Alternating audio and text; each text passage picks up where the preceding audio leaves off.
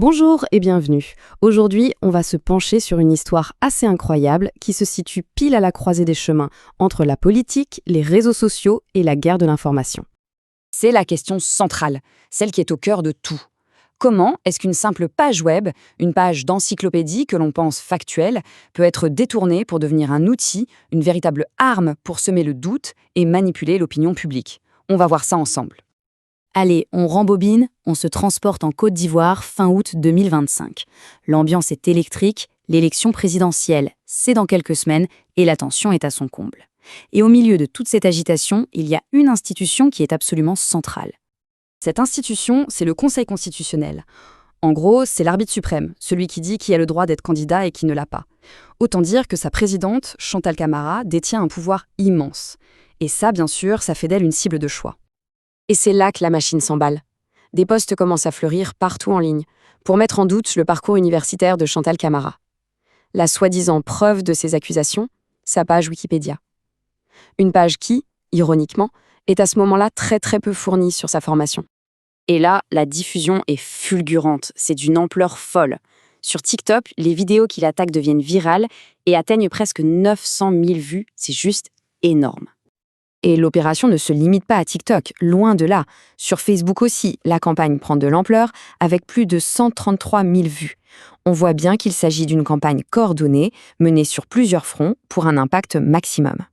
Évidemment, sur les réseaux, ça divise immédiatement. Deux camps se dessinent très nettement dans les commentaires. D'un côté, il y a ceux qui prennent la page Wikipédia au pied de la lettre en disant « Ah, bah voilà la preuve, il n'y a rien sur son parcours », et de l'autre, ceux qui crient à la manipulation, qui rappellent que Wikipédia n'est pas fiable à 100% et qui voient là une pure tentative de déstabilisation. Avec tout ce bruit sur les réseaux sociaux, on se rend compte que le véritable épicentre du combat, c'est la page Wikipédia elle-même. Et pour comprendre ce qui s'est vraiment joué, il faut aller voir dans les coulisses, dans l'historique des modifications de la page. Et là, les chiffres parlent d'eux-mêmes, c'est flagrant. Regardez bien. Pendant plus de 2 ans, 26 mois exactement, la page a été modifiée seulement 21 fois. Et soudain, en l'espace de 11 jours, boum, 25 modifications.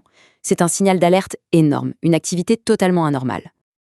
Alors, plongeons dans le détail de ce pic d'activité. Parce que ce n'est pas juste une série de modifications, c'est une véritable bataille, une guerre d'édition qui se joue en temps réel entre différents utilisateurs. On va se concentrer sur les 48 premières heures, c'est là que tout se cristallise.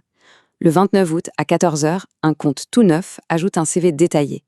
À peine 3 minutes plus tard, un éditeur expérimenté de Wikipédia, un patrouilleur, annule tout. Mais ça ne s'arrête pas là. 2 jours plus tard, un autre compte temporaire essaie de remettre exactement les mêmes informations. C'est un vrai jeu du chat et de la souris. Mais alors, pourquoi ces infos étaient-elles supprimées? Le commentaire laissé par le patrouilleur nous donne la clé. Il écrit en substance « Wikipédia, ce n'est pas un endroit pour publier un CV ». Le point crucial à comprendre ici, c'est que la suppression n'est pas un jugement sur la véracité des infos. C'est juste une application stricte des règles de fonctionnement de Wikipédia. Bon, maintenant qu'on a vu le comment, il est temps de s'intéresser au qui. Qui a orchestré toute cette campagne sur les réseaux sociaux? Qui a mis le feu aux poudres sur Wikipédia? L'enquête remonte la piste jusqu'à 2 comptes TikTok majeurs. Le premier, Terre à Terre, a plus de 224 000 abonnés et une ligne politique très claire. Pro-iOS, anti-France et anti-Ouattara. Le deuxième, Prince au Roi officiel, c'est encore plus gros avec 440 000 abonnés et il est axé sur la souveraineté africaine. Bref, 2 poids lourds avec des audiences massives et des agendas politiques bien définis. Et c'est là qu'on trouve l'indice qui relie toutes les pièces du puzzle.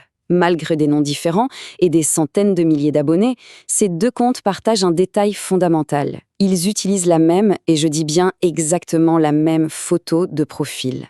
C'est la signature qui trahit leur lien. Et ce visage, c'est celui d'Ibrahim Zighi, un cyberactiviste ivoirien très en vue. Un personnage connu pour ses critiques acerbes du gouvernement et sa proximité avec le parti d'opposition PPACI.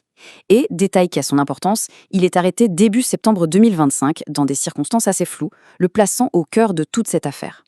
Maintenant, prenons un peu de hauteur. Pourquoi est-ce que cette affaire est si importante? Eh bien, parce qu'elle va bien au-delà de la politique ivoirienne. C'est un cas d'école, un véritable mode d'emploi d'une stratégie de guerre de l'information très moderne.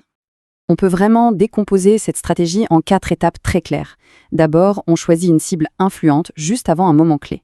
Ensuite, on exploite un vide informationnel, ici une page Wikipédia quasi vide, puis on amplifie cette découverte pour la rendre virale et créer l'indignation. Et le but final, l'étape 4, semer la confusion et saper la crédibilité de toute une institution.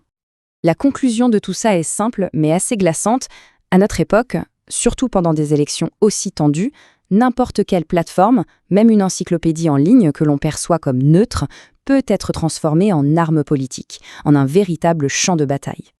Et tout cela nous laisse avec une question fondamentale, et même un peu vertigineuse. Dans ces guerres de l'information et de la narration qui se jouent sur nos écrans, qui, au final, décide de ce qu'est la vérité?